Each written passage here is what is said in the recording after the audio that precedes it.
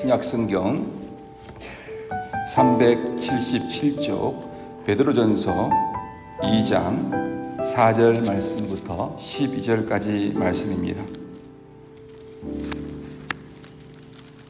함께 읽겠습니다. 시작. 사람에게는 버림바 되었으나 하나님께는 택하심을 입은 보배로운 산돌이신 예수께 나아가 너희도 산돌같이 신령한 집으로 세워지고 예수 그리스도로 말미암아 하나님이 기쁘게 받으실 신령한 제사를 드릴 거룩한 제사장이 될지라. 성경에 기록되었으되 보라 내가 택한 보배로운 모퉁이 돌을 시온에 두노니 그를 믿는 자는 부끄러움을 당하지 아니하리라 하였으니 그러므로 너는 너에게 믿지 아니하는 자에게는 건축자들이 버린 그 돌이 모퉁이의 머릿돌이 되고 또한 부딪히는 돌과 걸려 넘어지게 하는 바위가 되었다 하였느니라. 그들이 말씀을 순종하지 아니하므로 넘어지나니 이는 그들을 이렇게 정하신 것이라.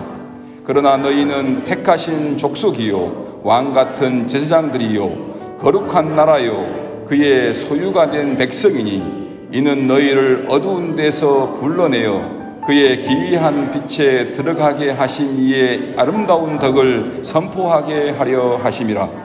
너희가 전에는 백성이 아니더니 이제는 하나님의 백성이요 전에는 긍휼을 얻지 못하였더니 이제는 긍휼을 얻은 자니라. 사랑하는 자들아 거류민과 나그네 같은 너희를 권하노니 영혼을 거슬려 싸우는 육체의 정욕을 제어하라. 너희가 이방인 중에서 행실을 선하게 가져 너희를 비방하는 자들로 하여금 너희 선한 일을 보고 오시는 날에 하나님께 영광을 돌리게 하려 함이라. 아멘. 매월 첫째 주는 지금 교회란 무엇인가, 교회에 대해서 말씀을 전하고 있습니다. 지난 달 첫째 주에는 고린도서를 통해서 우리는 하나님의 성전이다라는 제목으로 말씀을 전했고, 오늘은 부르심과 사명으로 이루어진 교회라는 제목으로 하나님 말씀을 전하겠습니다. 여러분, 우리는 베드로를 생각하면 머리에 떠오르는 여러 생각들이 있습니다. 베드로는 여러분이 잘 아시듯이 12제자 중에 한 사람이고 12제자를 대표하는 사람이었습니다. 예수님이 제자들에게 너희는 나를 누구냐라고 이렇게 물으셨을 때에 주는 그리스도시요 살아계신 하나님의 아들이십니다 라고 베드로가 믿음의 고백을 했습니다. 예수님이 그 베드로의 그 고백을 너무너무 귀하게 여기시고 베드로에게 말씀합니다. 베드로, 너는 반석이다. 그 반석 위에 죽음의 권세가 이기지 못하는 교회를 세우겠다. 그렇게 약속하십니다. 예수님이 잡히시던 밤에 제자들에게 예수님께서 너희가 다 나를 버릴 것이다 라고 그렇게 말씀하십니다. 그 말씀을 듣고 베드로가 주님, 모두가 주님을 버릴지라도 나는 절대로 주님을 버리지 않겠습니다. 그렇게 또 예쁜 멋있는 대답을 합니다. 누가복음 기록에는 주님, 나는 감옥에라도 죽는 자리에도 주님과 함께 갈 각오가 되어 있습니다. 그렇게 대답합니다. 그랬던 그 베드로가 그렇게 주님을 사랑하고 주님을 따르기 원하고 주님께 충성되기 원했던 그 베드로가 그날 밤에 주님을 3번이나 부인하고 주님을 모른다고 그렇게 대답하고 도망가 버립니다. 그리고 베드로는 그 자신의 그러한 참모습을 보면서 너무너무 실망하게 되고 그 실패를 통하여서 너무나 심한 고통 가운데 빠지고 심하게 통곡하며 울었습니다. 통곡하며 울었더라. 그렇게 베드로의 말을 적어놓고 있습니다. 실패와 실망 가운데 있던 베드로에게 부활하신 예수님이 찾아오십니다. 예수님은 직접 그 제자들, 특히 제자들이 먹을 수 있는 그 생선과 떡으로 만든 정성스러운 아침을 준비합니다. 그리고 베드로에게 그 아침을 먹입니다. 먹이면서 말씀합니다. 베드로, 내가 이 사람들보다 나를 더 사랑하느냐? 그렇게 묻습니다. 다른 사람에게 묻지 또 베드로에게 묻습니다. 참 민망했을 거예요. 그때 베드로가 대답합니다. 예, 주님. 제가 주님을 사랑하는 줄 주님께서 아십니다. 그렇게 또 베드로가 고백을 합니다. 그러면서 대화 이어지는 내용을 보게 되면 예수님께서 그래? 내가 나를 사랑해? 그러면 내 양을 먹이라. 내 양을 돌봐라. 그리고 너는 나를 따르라. 그렇게 말씀하십니다. 실패와 좌절 가운데 있던 베드로, 그 베드로에게 주님이 찾아오셨고 주님은 베드로를 격려하십니다. 베드로가 격려를 받았습니다. 그리고 실패와 절망 가운데, 좌절 가운데 살아가는 것이 아니라 실패와 그 실망에서 다시 일어나서 예수님을 따르게 됩니다.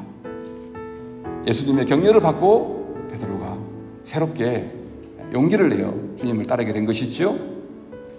나중에 베드로는 여러분이 아시듯이 순교합니다. 몸이 잘려가지고 죽죠. 예수 전하다가 그러한 자리까지, 영광의 자리까지 그가 주님을 신실하게 따랐습니다. 베드로가 지금 예수 그리스도 때문에 그리스도를 따르는 그 믿음을 가진 교회의 그 성도들이 또 그 주변에 있는 친척들과 또 친구들과 이웃들에게 예수님을 믿고 따른다는 이유로 비난을 받고 위협을 당할 수 있는 어려운 상황 가운데 있었습니다. 그 당시 여러분이 아시듯이 그 교회는, 예수 믿는 교회는 정말 작은 공동체였습니다. 우리 교회보다도 작았을지도 몰라요. 작은 공동체들이었는데 예수를 믿으면서부터 친척들이, 가족들이, 친구들이, 이웃들이 막 비난을 하고 위협을 하고 삶을 이렇게 어렵게 하는 거예요. 그러한 상황 가운데 그들이 처하게 된 것입니다. 그러니 베드로가 그 교회 성도들을 보면서 마음이 타지 않았겠습니까? 그래서 그들을 격려하기 원했습니다. 용기를 주고 싶었습니다. 그래서 베드로서를 쓰게 된 거예요. 가장 큰 이유가. 그래서 자신이 주님의 위로와 격려 때문에 힘을 얻고 또 주님을 따를 수 있었던 것처럼 자신이 그리스도 안에서 그들을 격려하여서 정말 그 작은 교회가, 성도들이 자신처럼 예수님을 따르기를 바랬던 것입니다.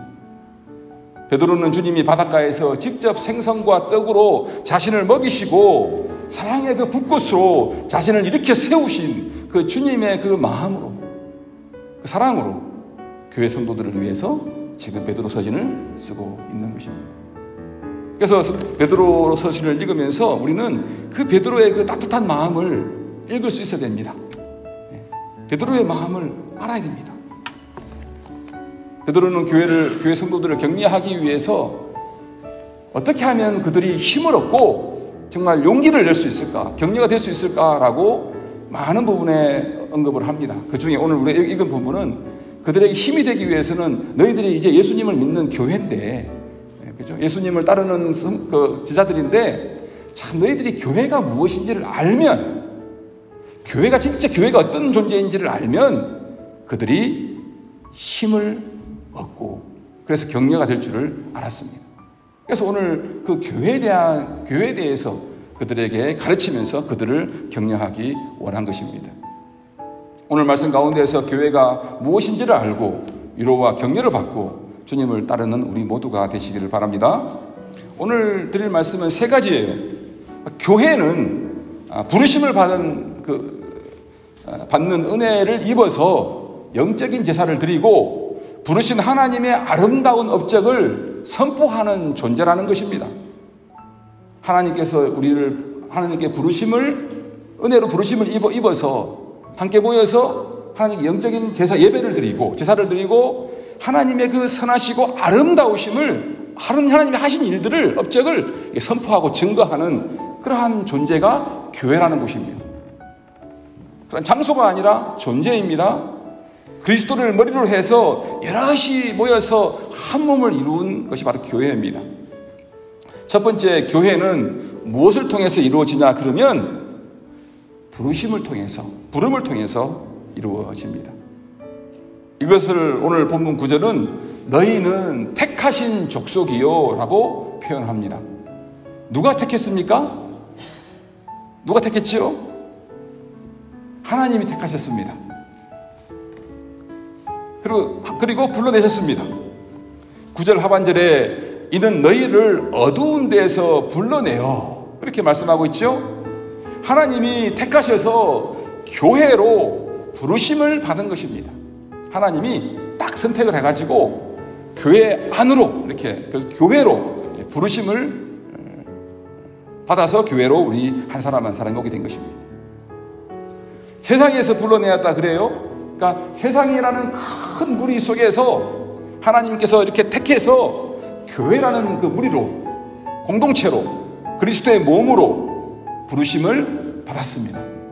이것이 은혜입니다. 어떤 사람들은 이런 이야기를 해요. 야, 세상의 인구가 지금 70억이 넘는다고 하는데 그 중에서 하나님께서 우리 나 자신을 불러가지고 예수님의 그 몸으로 하나님의 백성으로 하나님의 자녀로 이렇게 불러내어서 그 세상이라는 그 큰 무리에서 교회라는 하나님 백성의 그 무리로 이렇게 불러내었다는 것이 얼마나 기쁜지 그런 표현들을 많이 합니다. 맞아요. 그죠? 수없이 많은 사람들 가운데에 하나님께서 나를 딱 불러가지고 선택해가지고 불렀다는 거예요. 얼마나 그게 큰 영광입니까? 그렇죠? 하나님이 그렇게 하셨다는 게 얼마나 큰 영광입니까? 이 부르심이 우리가 뭐 특별히 하나님께 잘난 것이 있어 그런 것이 아니라 하나님께서 은혜로 나를 불렀다는 거예요. 은혜로 주어진 선물입니다. 부르심은 선물이에요. 하나님이 우리를 선택해서 우리를 뽑아서 그리스도의 교회가 되는 그러한 특권을 주셨습니다. 그래서 교회는 매우 영광스러운 특권입니다. 하나님이 택해서 하나님이 뽑아서 불러서 온 사람들이기 때문에 교회는 영광스러운 특권이에요.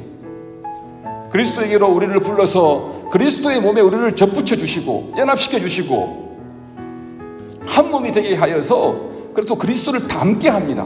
예수님을 닮게 합니다. 그래서 교회가 예수님을 대표하는 상징이 되게 합니다. 교회를 봐라. 예수님이 보이지 않냐?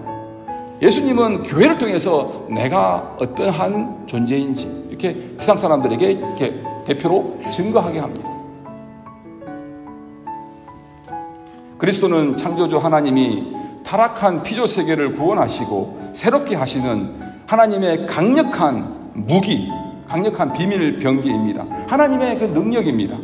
그래서 우리로 하여금 하나님이 하시는 일에 하나님의 무기가 되게 하시고 하나님의 능력이 되게 하는 일에 우리를 하나님의 그 일부가 되게 하시는 것입니다. 오늘날에는 주변을 보시면 이미 많은 교회들이 세워졌지요. 막 어느 교회를 가야 될까 막 쇼핑을 사람들이 하지요. 그 정도로 많은 교회들이 세워져 있습니다. 그 가운데에서 내가 교회를 선택해서 출석하고 설교 듣고 교회의 일원이 된다고만 사람들은 생각을 합니다. 그렇게 생각하기 쉽습니다. 그리고 그 교회에 가보면 그 교회는 아주 연약합니다. 그리고 냄새가 나고 시끄럽습니다. 교회에 가보면 교회는 딱딱하고 또 교회 행정은 너무 굳어 있습니다. 죄인들끼리 모여서 또 하나님의 일을 한다고 하는데 힘든 일이 많고 그래서 서로 그 일을 하면서 어찌할 줄을 모릅니다. 어떤 사람들은 죽어서 하나님 앞에 가거나 혹은 예수님이 갑자기 재림하셨을 때에 예수 믿는 믿음의 표를 내밀어서 그냥 구원받기만을 그렇게 기다리면서 신앙생활하는 사람들도 있습니다. 그런데 우리는 모두 죄인들이라 문제가 계속 일어납니다. 교회 안에서 많이 모이면 그만큼 심각한 문제들이 많이 생기고 또 작으면 작은 대로 작은 교회도 문제가 있습니다. 그래서 우리의 현실은 이 문제를 어떻게 풀어가야 될지 어정쩡하게 그렇게 중간 역할을 하면서 그렇게 지내는 때가 많습니다. 베드로가 이 편지를 써서 이 내용을 전달하고자 했던 교회도 그리 다르지 않았습니다. 그들은 여기저기 흩어져 모여있는 작은 무리들이었습니다. 핍박을 받고 박해를 당할 위기에 언제나 있었던 그러한 사람들, 그러한 연약한 교회였습니다. 그러나 오늘 본문에서 베드로는 그들에게 아주 다르게 말합니다. 우리는 하나님에게서 뽑혀서 빛 가운데 우리가 들어가게 되었다, 그렇게 말하고 있습니다. 9절을 보십시오. 바로 흑암에서 빛으로 우리가 들어가게 되었다, 그렇게 말합니다. 그 빛은 하나님의 그 기이한 빛입니다. 빛은 하나님이 어떤 분인지를 나타내지요.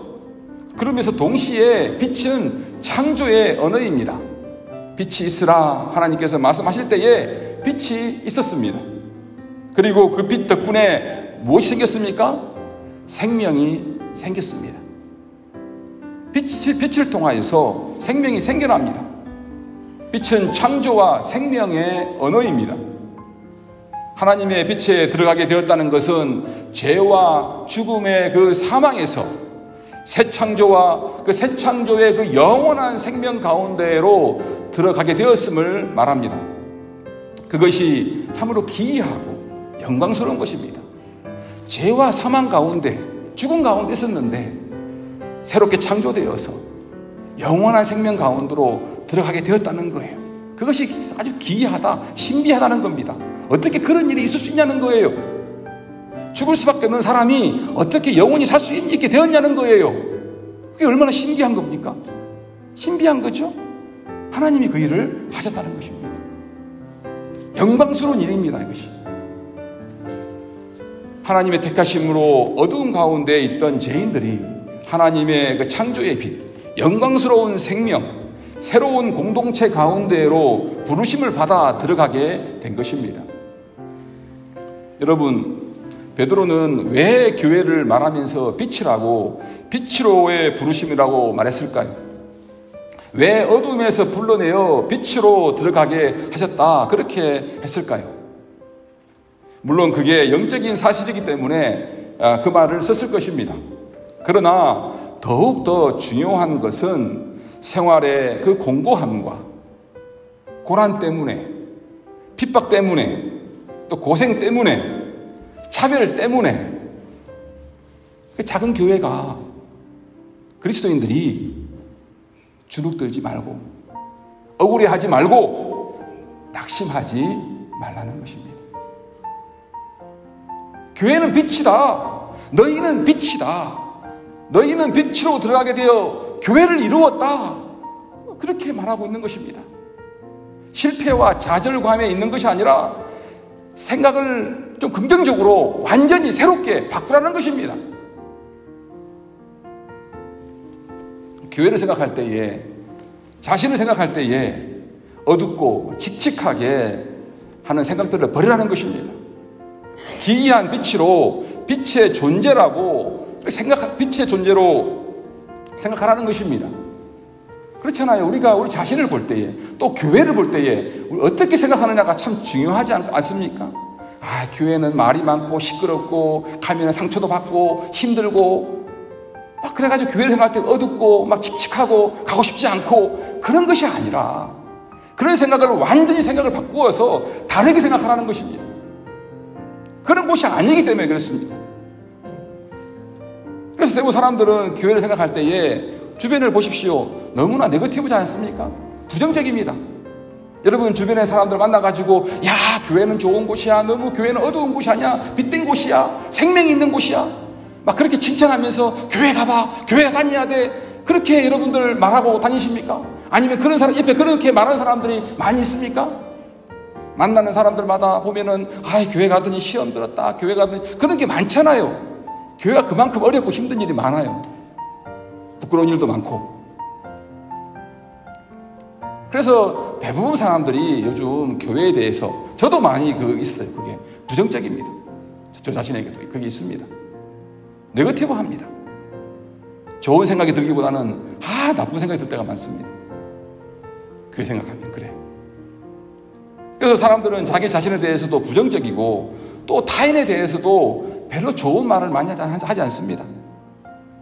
칭찬하는 사람 만나면 참 특별하잖아요. 참 기쁘잖아요. 누가 어떤 사람을 칭찬하면은 진짜 막 기쁘지 않습니까? 대부분 사람들을 만나면 부정적이잖아요. 네거티브합니다. 좋은 말을 하지 않습니다. 우리는 민족적으로나 문화적으로나 또한 인간관계적인 면에서나 인격적인 면에서 부정적이기가 쉽습니다. 어둠의 일을 버리지 못했습니다. 그래서 서로 아주 쉽게 판단하고 비판하고 욕하고 상처를 주고 부정적인 어둠의 말을 토해냅니다. 부정적이고 소극적인 자세로 사람들은 살아갑니다. 그게 우리들의 모습 가운데도 많이 있습니다. 아마도 베드로의 편지를 받고 있었던 그 당시의 그리스도인들도 아마 부정적이고 소극적인 면들이 많았을 것입니다. 예수를 믿고 나서 교회 공동체를 이루었는데 그 안에서 살아가는 게 힘들었을 거예요.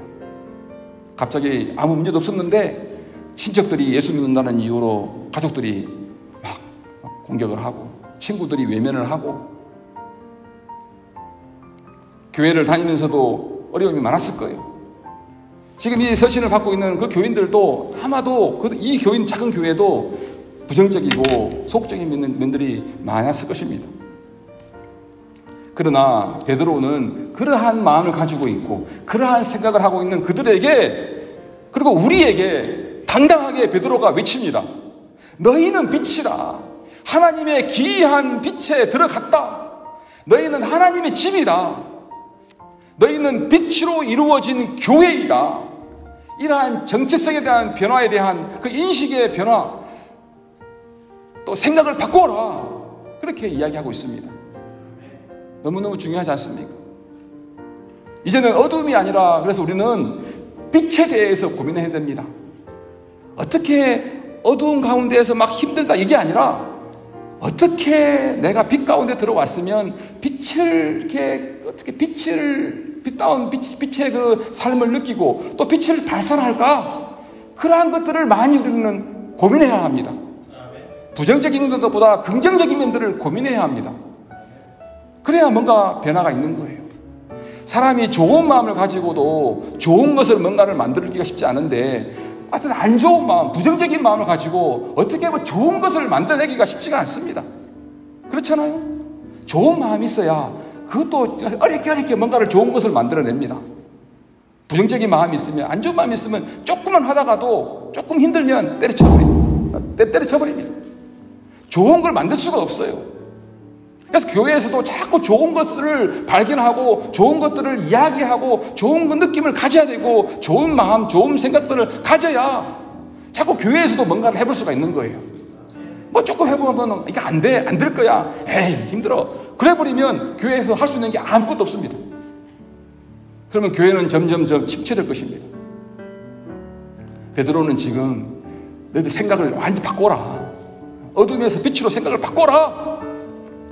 이렇게 긍정적인 이야기를 하고 있습니다. 우리는 어떤 빛일까? 밝은 빛일까? 긍정적인 빛일까? 따뜻한 빛일까? 생명을 살리는 빛일까? 교회를 세우는 빛일까? 그러한 것들은 고민을 해야 합니다. 왜냐하면 우리는 빛으로 부르심을 받은 교회이기 때문입니다. 우리는 어둠에 속한 사람들이 아니고 그리스도 안에 기이한 빛에 속한 사람들이기 때문에 빛을 더 고민하고 그렇죠? 빛을 더 증거하고 빛 가운데 살아가는 그러한 사람들이 되어야 되겠습니다. 그래서 베드로가 지금 우리 생각을 바꾸는 거예요. 바꾸는 거. 긍정적으로 바꾸는 것입니다. 둘째로 교회는 제사장입니다. 제사장. 하나님이 기쁘게 흔쾌히 받으실 영적인 제사를 하나님께 드리는 제사장입니다. 목사만 제사장이 아니고 여러분 한 사람 한 사람이 다 제사장이에요.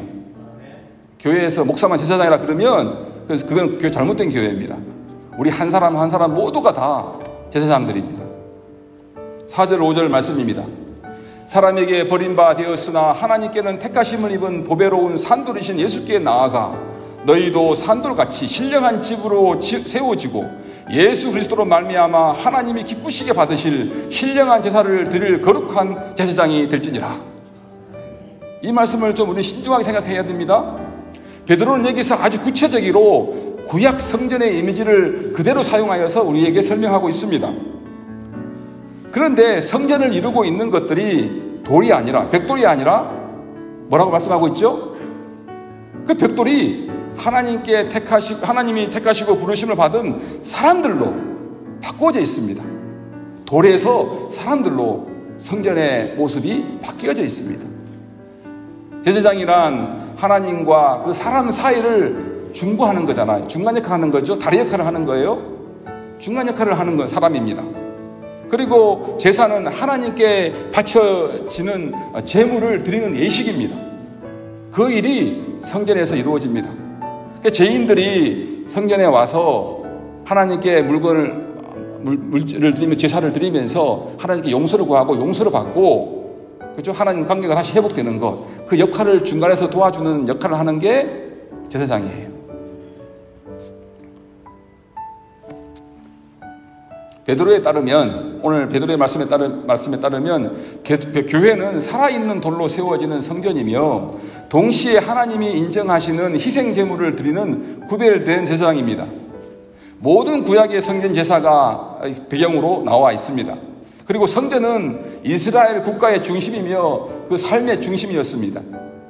그렇기 때문에 하나님의 백성들은 자신들의 재앙만이 아니라 자신들의 삶에서 활동해서 얻은 긍정적인 모든 것들, 성과들, 노동한 것들, 또 결실들, 농사 지은 모든 것들을 가지고 하나님 앞으로, 성전으로 나옵니다.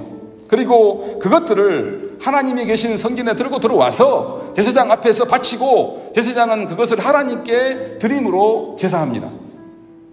그런데 신약의 백성들은 예수 그리스도를 통해서 자신들이 활동하여 얻은 열매들을 직접 하나님 앞에 가지고 와서 드리는 제사장들이 됩니다. 우리가 제사장으로 직접 하나님께 드리는 제사가 어떻게 가능하게 되었습니까? 옛날에는 제사장께 드려가지고 제사장이 하나님께 드렸잖아요. 지금 우리가 바로 하나님께 바로 드리잖아요. 그죠? 그죠? 여러분들이 가져온 것 가지고 하나님께 바로 직접 드리잖아. 그죠? 그것이 어떻게 되었냐는 거예요. 예수님께서 십자가를 지셔서 우리의 죄악을 담당하시고 부활하셔서 죽음을 이기신 예수님의 덕분에, 예수님 때문에 우리가 하나님께 예수님을 통해서 바로 직접 하나님께 물질을 드릴 수 있게 된 것입니다. 제사를 드릴 수 있게 된 거예요. 이것이 가능해졌습니다. 그러므로 여러분, 우리는 매 시간 자기의 부족함을 가지고 또 재앙만을 가지고 예배에 오는 것이 아닙니다. 우리가 예배 시작할 때에 회개기도 드리잖아요. 우리의 지난 한 주간에 그 하나님 앞에 하나님 주신 생명을, 하나님 주신 귀한 그 삶을 하나님 바로 살지 못하고 잘못 살았던 것, 그 제약들을 가지고 와가지고 하나님 앞에 오지 않습니까? 그리고 하나님께 용서를 구하지 않습니까? 그런데 우리가 예배 나올 때에 우리 지난 한 주간의 그 재앙만 가지고 용서만 받기 위해서 나옵니까? 그렇지 않잖아요. 그 다음 우리가 뭘 하죠? 헌금을 드리죠.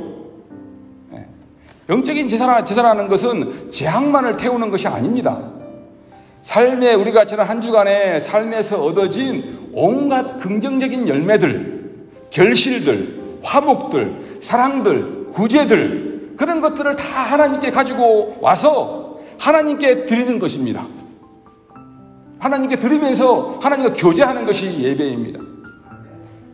그래서 하나님께 감사하며 기뻐하며 이렇게 교제합니다. 예배는 예배하는 교회를 하나님께서 기뻐하십니다. 그렇잖아요. 한 주간에 우리 하나님께 주신 것들 물질로 드리고 감사로 드리고 모든 좋은 것들을 다 가지고 와서 하나님께서 주신 것입니다. 하나님 감사합니다. 하나님께 드립니다. 하나님께서 받으시고 기뻐하시고, 그래 수고했다, 내가 나를 위해서 충성했구나, 격려해주고 위로해주시고 힘을 주시고 새로 한 주간 살아갈 수 있는 능력을 주시지 않습니까? 예배는 그런 거예요. 죄악도 태우고 용서도 받고 하나님께 드리고 위로받고 격려받고 하나님 교제하고 힘을 얻고 그런 것이 예배예요. 교제입니다. 교제. 하나님과의 교제. 하나님과의 교제. 이 교제는 최고의 교제입니다. 신이신 하나님과 하나님이 선물로 주신 성령을 가진 사람 사이의 영적인 교제입니다. 그리고 그것은 하나님의 형상과 그 하나님의 그 형상으로 지음받은 사람과의 교제입니다. 그리고 좀 더 확장하면 영이신 하나님과 육체를 가진 사람의 교제입니다. 창조주와 피조물 사이의 교제입니다. 사람이 경험할 수 있는 최고의 교제입니다.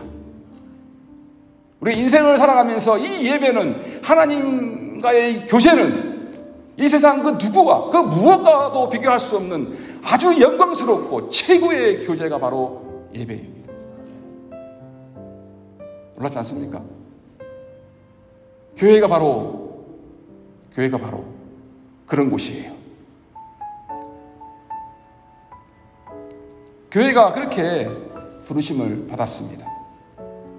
현재 우리에게 부족한 것이 바로 이러한 긍정적인 측면입니다.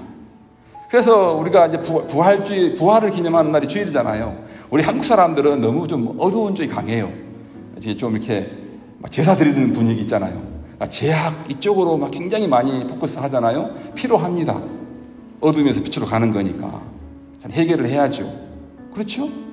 하나님 앞에 거룩하신 하나님이 왔을 때 회개해야죠. 잘못한 것들이 얼마나 많습니까? 거기서 머물러 있으면 안 되는 거예요. 하나님 앞에 한 주간 하나님이 베풀어 주신 것들을 드리면서 하나님 저 좀 보세요. 제가 하나님 위해서 이렇게 살았습니다. 하나님 기쁘시죠? 하나님께 도와주셨습니다. 하나님 감사합니다. 드리는 거 하나님 드리는 거. 그러니까 사실 예배는 더 어두운 면보다는 더 긍정적인 면이 많아야 돼요. 부정적인 면보다도 긍정적인 밝은 면이 많아야 돼요. 그래가지고 천국 잔치가 하나님과의 교제니까 천국 잔치가 예배가 돼야 되고 교회가 돼야 됩니다. 그렇지 않습니까? 자식이 부모를 만났는데 교제를 하면 즐겁지 않습니까? 부모가 자식을 만나면 얼마나 기뻐요. 그렇지 않습니까? 그것처럼 즐거운 교제가 어디 있어요? 안 그래요? 자식이 부모를 만나고 부모가 자식을 만나서 함께 떡을 떼고 서로 위로하고 격려하고 함께 있는 시간이 얼마나 축복된 교제입니까? 그 교제가 바로 교제하는 곳이 바로 교회예요. 얼마나 영광스러운 곳입니까?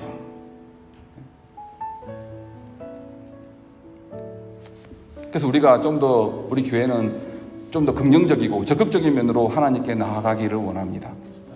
어떻게 긍정적인 열매들, 그런 결실들, 화목과 사랑과 구제를 하나님께 가지고 나와서 하나님께 감사로 드리고 하나님과 교제할 수 있을까? 이런 것들을 늘 고민해야 합니다. 그것이 제사장인 우리들이 도전받아야 할 측면입니다.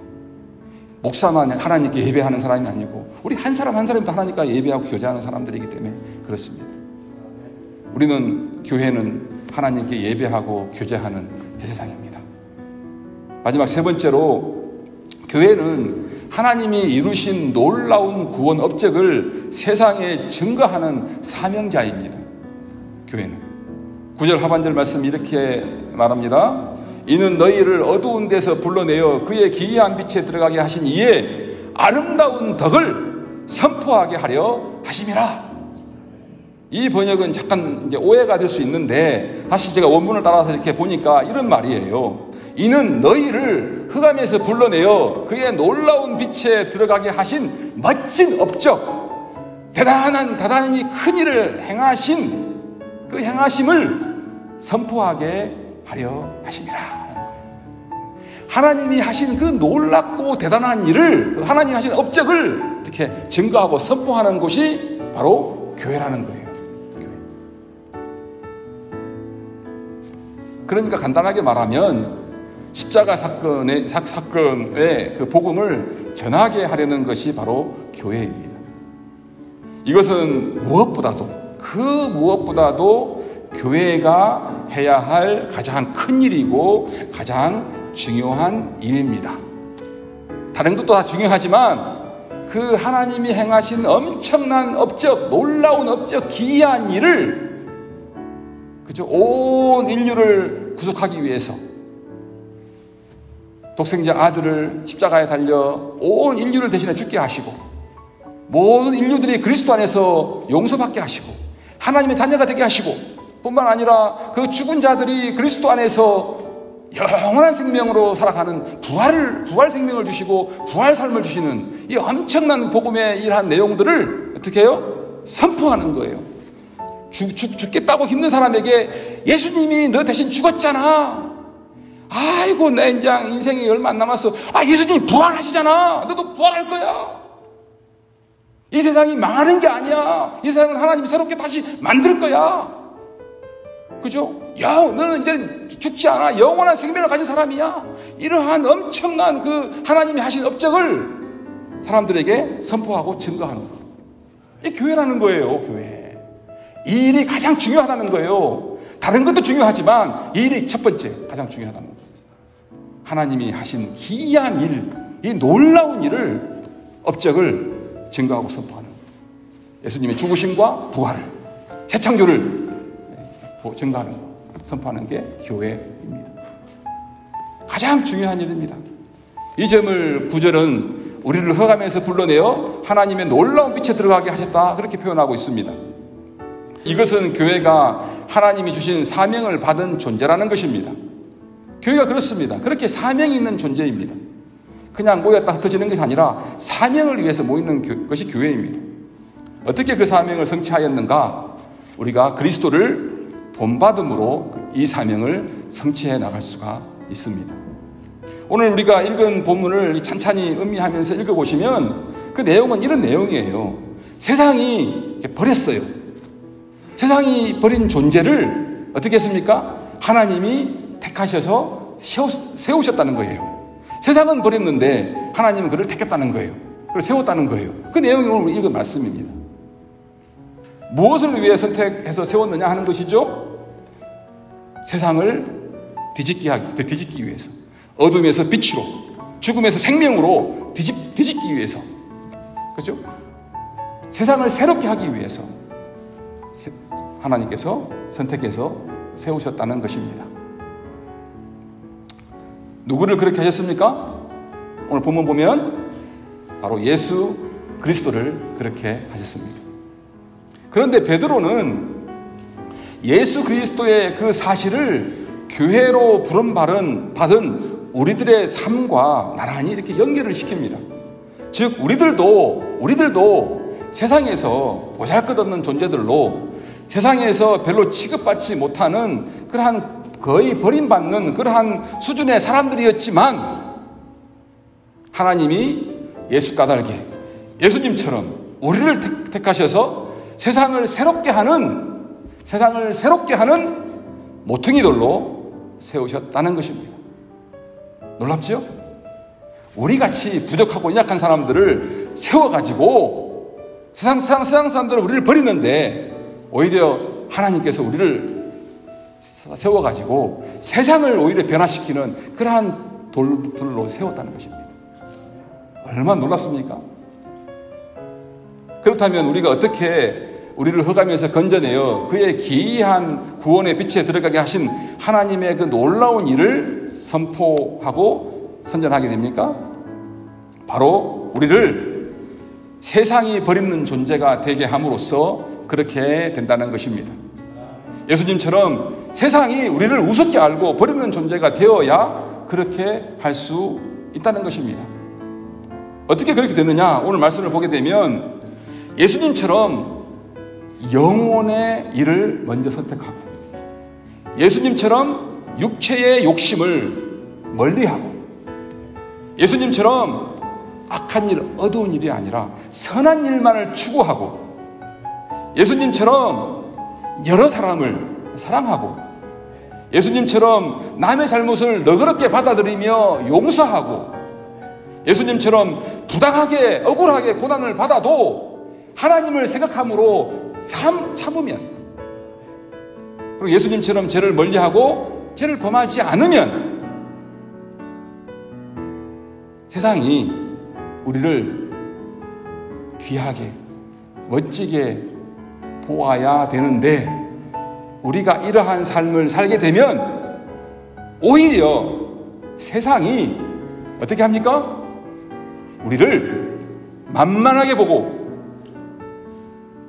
교회를 만만하게 보고, 교회를 우습게 보고, 교회를 그저 이용하려고만 들고, 교회를 핍박하고, 교회를 박해하고, 교회를 위협하고, 결국에는 교회를 버린다는 것입니다.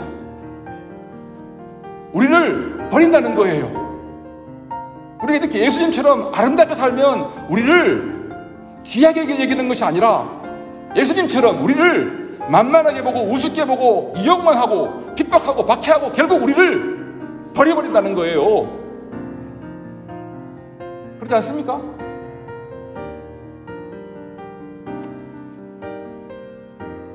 우리가 예수님처럼 살면 살수록 세상이 알아주지 않아요. 우리도 핍박해요. 왜? 세상은 죄 가운데 있으니까. 어두움은 빛을 싫어해요. 그죠? 어두운 빛을 싫어하니까 같이 죄 짓고 같이 살아야 되는데, 나는 죄 짓고 있는데 저 사람 빛이야. 꼴도 보기 싫죠? 그렇죠? 세상이 교회를 싫어해요. 싫어해. 이용만 해요. 핍박해요. 그리고 교회를 완전 버려버립니다.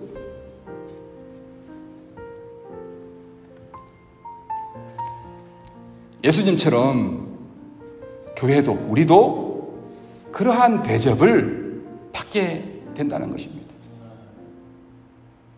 그게 정상이라는 거예요. 그렇지 않아요? 우리가 인생을 살아보면서 비슷한 느낌이 교회가 아니라는 느끼는 게 있잖아요. 이상하게 인생을 살다 보면 잘해주면 잘해줄수록 상대방이 나를 더 귀하게 여기고 또 소중히 여겨줘야 되는데, 잘해주면 잘해줄수록 만만하게 보고 우습게 보고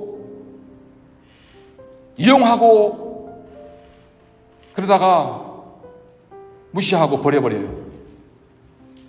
그럴 때가 얼마나 많습니까? 얼마나 억울합니까? 가족을 위해서, 형제를 위해서, 친구를 위해서 내가 그렇게 했는데, 아니 결과가 이게 뭐야? 예수님 따라서 했는데 결국은 나를 무시하네? 나를 버려버리네?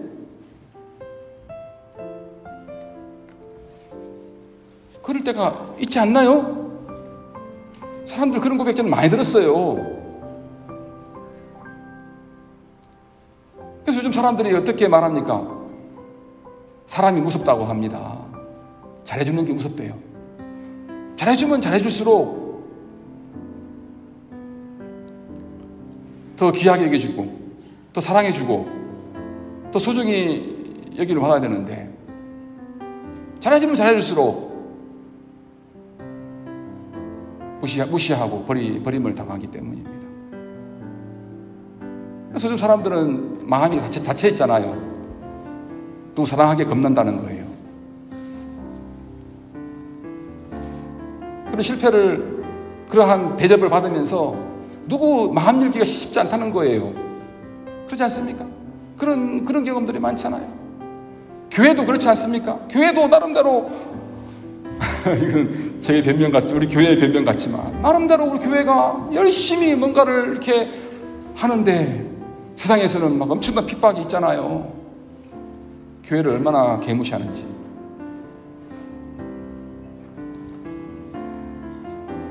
버려버려요, 우리를. 예수님처럼. 그런데 놀라운 반전이 있습니다. 그런데 우리가 세상에서 버림받은 자 같으나, 그죠? 버림받은 자 같으나 우리는 하나님이 택하신 족속이요, 왕같은 제사장이며 거룩한 민족이자 하나님의 소유의 백성의 그 영광이 우리에게 있습니다. 그것을 우리가 누릴 수가 있어요. 오히려 우리 그리스도인들은 밟히면 밟힐수록, 버림을 받으면 버림을 받을수록 오히려 하나님께 영광을 올릴 수 있습니다. 그러한 방법으로 예수님처럼 우리를 영광스럽게 빛되게 하십니다. 이렇게 하나님이 십자가와 부활을 통해 이루어진 구원의 놀라운 업적을 우리가 세상에 증거할 수 있기를 바랍니다. 세상에서 버림받으십시오. 어두움은 반드시 빛을 싫어하고 죽음은 생명을 싫어합니다. 같이 죽자, 같이 어둠에 있자, 같이 멸망하자 하잖아요. 그죠? 세상은 그래요. 우리 빛 안에 있는 우리를 싫어합니다. 교회를 싫어합니다. 핍박을 많이 받으시고 억울함도 많이 당하시고 버림도 다 당하십시오. 그럴수록 하나님이 우리를 세워주십니다. 그리고 인생을 살면서 손해보면 손해볼수록 있잖아요. 우리 손해보는 그것을 하나님이 귀하게 여기세요. 하나님께서 우리 손해보는 그거 몇 배를 통해서 갚아주십니다. 영광스럽게 하십니다. 그 믿음이 우리에게 있어야 합니다. 이러한 방법을 통해서 우리가 교회의 사명을 잘 감당하는 우리 모두가 되시기 바랍니다. 하나님이 이러한 분이다 증거하는 우리 교회 되시기 바랍니다. 그래서 베드로가 오늘 우리들에게 격려합니다. 너희는 교회다. 하나님이 선택한 백성이다. 하나님이 불렀다. 교회는 빛이다. 너희는 빛이다. 너희는 빛으로 들어가게 되어 교회를 이루었다. 너희는 제사장이다. 하나님과 교제하며 영적인 예배를 드리는 제사장이다. 인간이 누리는 최고의 규제를 누리고 있다. 그렇게 우리들을 격려합니다. 너희는 하나님이 이루신 구원의 업적을 세상에 증거하는 사명자이다. 제가 해보고 싶은 일 오늘 봤죠? 꼭 적으십시오. 우리가 하나님의 그 업적을 세상에 증거하고 선포하는 그러한 일에 우리가 사명이 있다는 게 얼마나 이게 큰 영광입니까? 그냥 생명이 살아있으니까 사는 게 아니라 우리는 사명을 가지고 사는 사람들이잖아요. 할 일이 있는 사람들이잖아요. 그게 얼마나 복된 것입니까? 그래서 이 베드로의 이 말씀을 그 시대 사람들도 듣고 많이 격려가 되었겠죠? 오늘 베드로의 이 말씀이 우리 모두에게 격려가 되시기를 바랍니다. 그리고 용기를 내시기 바랍니다. 이 부르심을 굳게 붙잡고 앞으로 살아가십시오. 하나님이 여러분과 함께 하십니다. 기도하겠습니다. 하나님, 오늘도 베드로서의 말씀을 통해서 우리를 위로해 주시고 격려해 주시고 힘 주심을 감사드립니다. 우리가 교회입니다. 우리가 성전입니다. 우리가 빛 대신 하나님을 증거하는 그러한 사명을 가진 그러한 교회입니다. 이 부르심 앞에 우리가 더욱더 충성되이 살아가는 그러한 우리 모두가 되게 하옵소서. 우리 주 예수님 이름으로 기도합니다. 아멘. 다 일어서시겠습니다. 찬송가 208장 함께 부르겠습니다.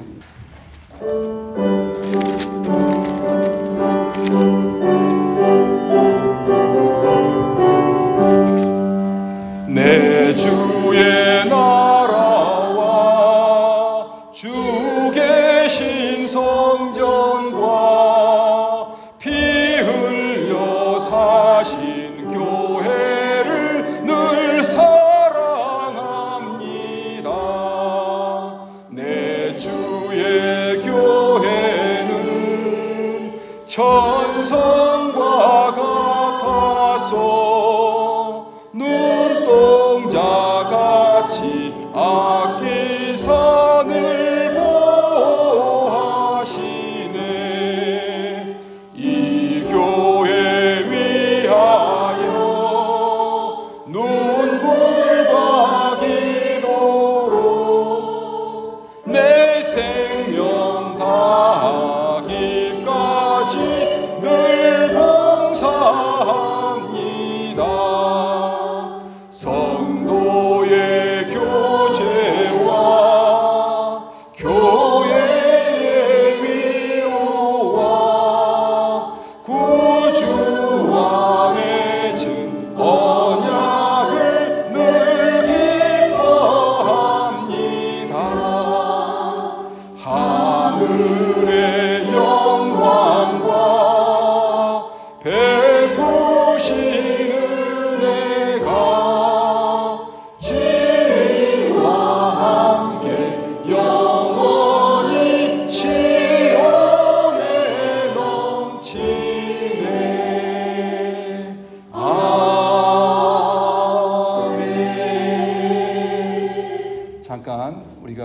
주신 말씀을 가지고 기도하겠습니다. 여러분은 하나님이 택하신, 하나님의 부르심을 받은 하나님의 자녀들입니다. 교회입니다. 여러분들은 하나님과 교제하는, 예배하는 제사장들입니다. 여러분들은 하나님의 그 위대한 업적을 세상에 선포하고 증거하는 그러한 놀라운 영광스러운 삶을 살아가는 사명자들입니다. 이러한 부분들을 잘 생각하시면서 결단하시면서 잠깐 기도하겠습니다. 하나님,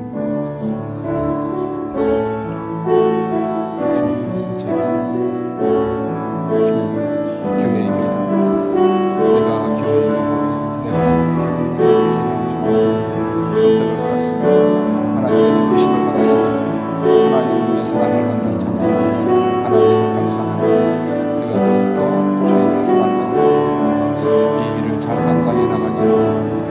참 우리가 너무나 어렵고 힘든 일이 많지만, 참 우리가 너무 낙심되고 좌절되는 일들이 많지만, 그럼에도 불구하고 우리가 하나님의 자녀, 우리가 하나님의 부르심을 받고 하나님 선택받은 것을 위해서 생각하면서 감사하면서 영광스럽게 살기를 원합니다. 주님 주신 그 사명을 잘 감당하는 우리가 되기를 원합니다. 은혜와 평강교회가 되기를 원하오니 하나님 우리를 인도하여 주시옵소서.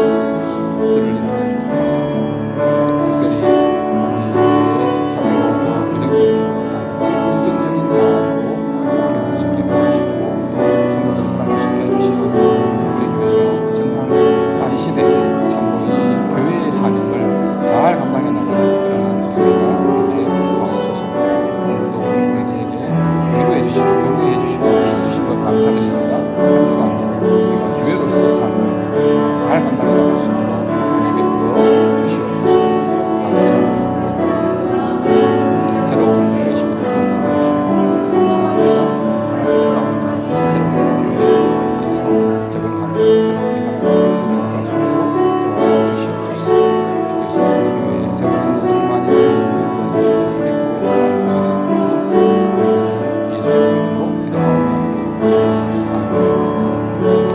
아멘. 이제는 우리 구주 예수 그리스도의 은혜와 하나님 아버지의 크고 놀라우신 사랑하심과 성령님의 인도, 위로, 교통, 역사하심이 오늘 예배에 나와 하나님의 말씀을 듣고 새로운 삶을 결단하고 일어서는 우리 은혜와 평강교회 모든 식구들 위해 오늘 처음으로 교회를 방문하신 김준기 성도님과 또 김주희 자매님의 그런 걸음 위에 이제부터 영원토록 함께 있을지어다. 아멘.